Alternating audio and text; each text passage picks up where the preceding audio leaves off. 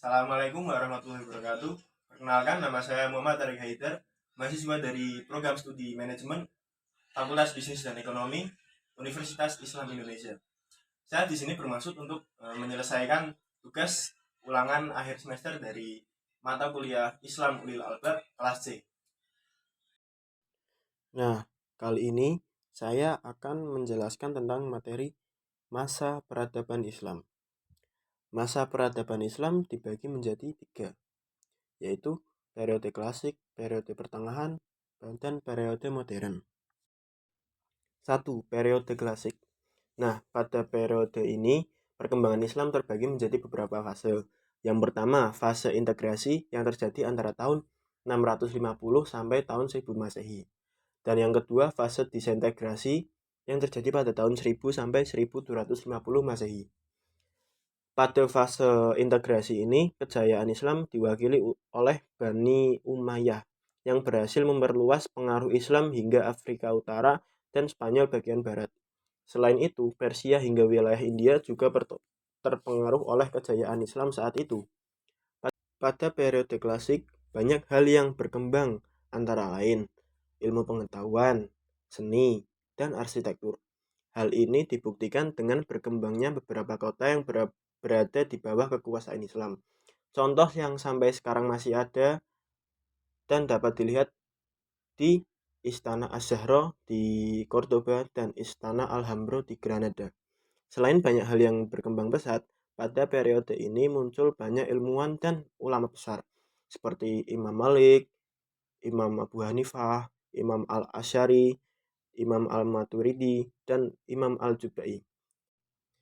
Namun, saat memasuki fase disintegrasi yang berlangsung antara tahun 1000 Masehi sampai tahun 1250 Masehi, kejayaan Islam mulai surut. Nah, yang kedua yaitu periode pertengahan. Periode pertengahan terbagi dalam dua fase, yaitu fase kemunduran dan yang kedua yaitu fase tiga kerajaan besar yang terjadi pada tahun 1500 sampai 1700 Masehi. Pada fase yang pertama yaitu fase kemunduran, peradaban Islam terpecah menjadi dua bagian, antara lain Islam bagian Arab yang berpusat di Mesir dan Islam bagian Persia. Adapun Islam yang berpusat di bagian Mesir yaitu terdiri dari Arab, Irak, Suriah, Palestina, Mesir, dan Afrika Utara. Sedangkan Islam di Persia terdiri dari Iran, Suriah, sebagian negara di semenanjung Balkan, Asia Kecil, dan Asia Tengah. Sedangkan fase tiga kerajaan besar ditandai dengan tingginya tekanan terhadap Kesultanan Utsmaniyah, Kesultanan Mughal, dan Kesultanan Syafawi. Saat fase ini, ketiga kerajaan Islam tersebut mengalami kehancuran di bidang militer dan politik karena adanya konflik dengan bangsa Eropa dan orang-orang India yang berdampak kepada kurangnya perhatian terhadap ilmu pengetahuan dan berakibat mundurnya peradaban Islam. Nah, yang terakhir yaitu periode modern. Periode ini berlangsung dari tahun 1800 hingga sekarang, di mana umat Islam mulai sadar akan peradaban barat yang lebih maju dan tinggi. Periode modern ditandai dengan kebangkitan awal Islam pada awal abad ke-19 hingga tahun 1960-an, di mana muncul kesadaran pembaharuan dalam Islam dari segi politik, militer, sosial, dan budaya. Selain itu, kekalahan Arab oleh Israel pada 1960 juga menjadi salah satu titik yang menggugah umat Islam. Dan pada periode ini juga mulai berkembang pemikiran-pemikiran filosofis dan metodologis guna pembaharuan Islam di masa kontemporer. Nah, apa sih wujud semangat dalam berinovasi untuk memecahkan masalah sesuai bidang yang akan ditekuni? Bagi saya, wujud semangatnya yaitu tetap menekuni dengan serius apa yang saya impikan dan tidak pantang menyerah dalam hal berinovasi untuk menjadi pribadi yang lebih baik nantinya. Yang kedua, pandangan hidup inklusif dan cara bergaul di masyarakat global dengan tetap mempertahankan identitas keislaman dan keindonesiaan. Nah, apa sih kehidupan inklusif itu? Nah, kehidupan inklusif dapat diartikan sebagai masyarakat yang mampu menerima berbagai bentuk keberagaman dan keberadaan serta mengakomodasikannya ke dalam berbagai tatanan maupun infrastruktur yang ada di masyarakat.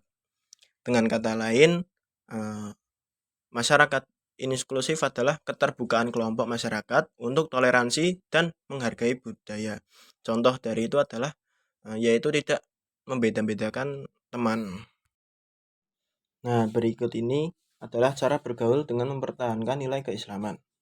Yang pertama, mencari kawan yang baik dan dapat memotivasi untuk mengembangkan potensi diri. Yang kedua, tidak mudah larut dalam kesenangan dan pergaulan yang bebas. Yang ketiga, bisa membedakan hal yang baik dan mana hal yang buruk untuk ditiru. Yang terakhir, mampu mengontrol dan membawa diri dalam semua situasi tetapi masih tetap berada di dalam batas wajar. Lalu berikutnya, prinsip kepemimpinan atau keteladanan di masyarakat dan lingkungan belajar atau lingkungan kerja. Nah, menurut saya, seorang pemimpin harus menanamkan sifat-sifat kepemimpinan sebagai berikut. Yang pertama, kredibel. Artinya, mempunyai sifat konsisten dan komitmen yang tinggi apa yang diucapkannya dengan apa yang diperbuat. Yang kedua, yaitu self-confidence, adalah kepercayaan diri untuk bertindak yang bersumber dari pengalaman-pengalaman atas hal-hal yang terjadi pada kehidupannya.